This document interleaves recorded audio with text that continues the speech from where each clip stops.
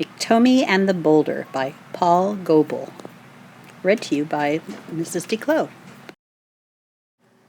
Iktomi was walking along. Every story about Iktomi starts this way. Iktomi was walking along. It was a beautiful morning. Iktomi was going to visit his friends and relations in the next village. I'm looking my very best today. My fan, my blanket, my tobacco bag, my feather bonnet. I bet the birds wish they had all my feathers. I'll look great at the dance tonight. He was feeling happy with himself. He had painted his face and was wearing all his very best clothes. Doesn't he look like a dandy? I really am very good looking. I look like a real chief. How handsome I look, he was thinking. Everyone will be impressed. All the girls will want me to notice them. Iktomi is forever showing off and then always getting into trouble. He never learns. The birds and the animals stopped to look as he passed. Iktomi was feeling much too important to notice them. He never noticed that they were laughing at him. The sun rose higher in the sky. Iktomi was getting hot.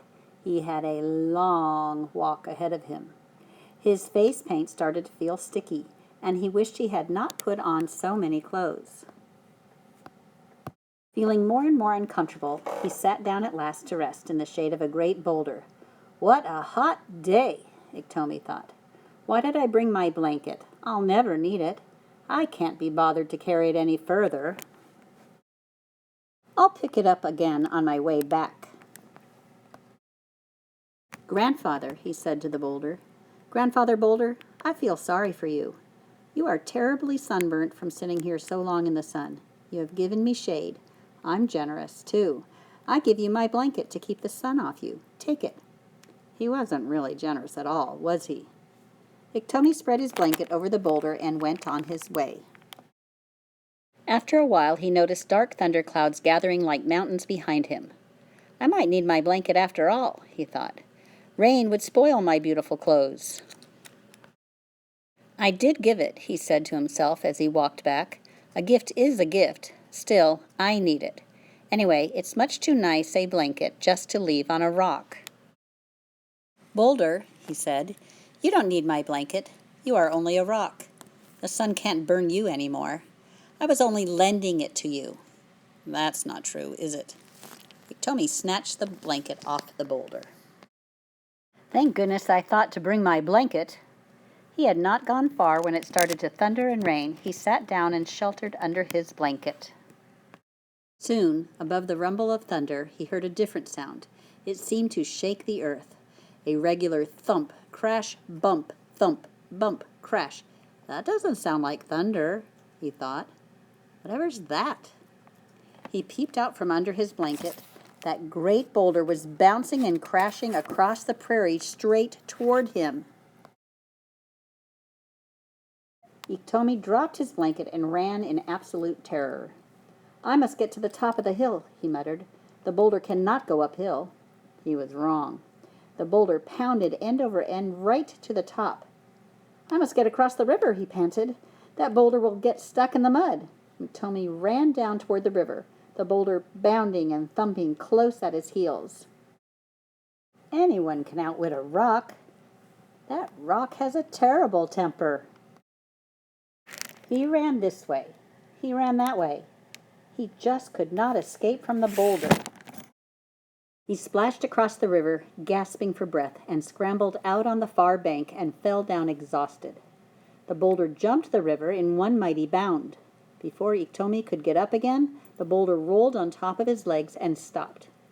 Now what is Iktomi going to do? Is it the end of the story? Help! Get off me, do you hear? What are you doing? Now what do I do? Iktomi could not move. He struggled, he screamed, he hit the boulder, he pleaded, he cried. It made no difference. The boulder did not move. Some buffaloes heard Iktomi and came to have a look. My young brothers, Iktomi said. Iktomi has no respect. He calls everyone younger brother.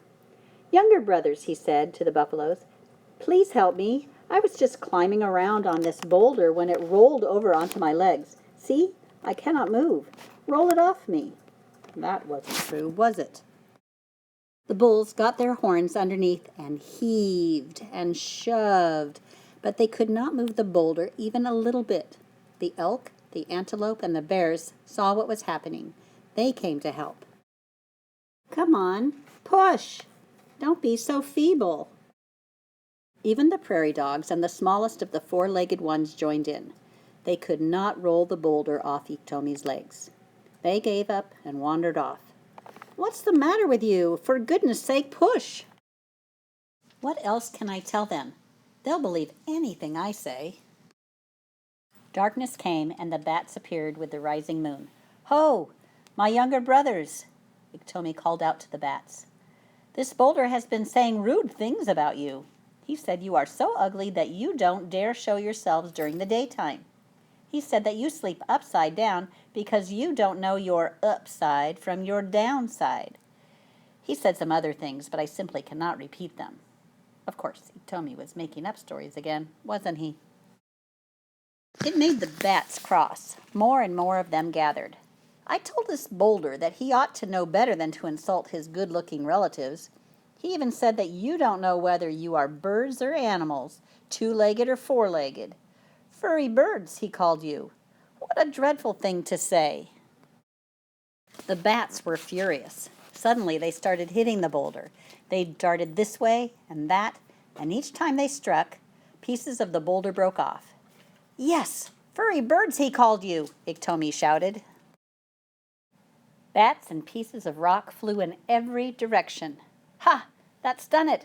I always knew I could get even with that stupid rock." "Don't know your upside from your downside," Iktomi yelled. The bats swooped at the boulder and knocked off pieces until there was nothing left but little chips.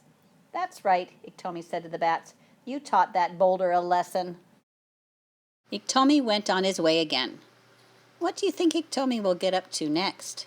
Let me think. What shall I do now? This story also explains why bats have flattened faces and why there are rocks scattered all over the Great Plains. Thank you for listening to Iktomi and the Boulder by Paul Gobel.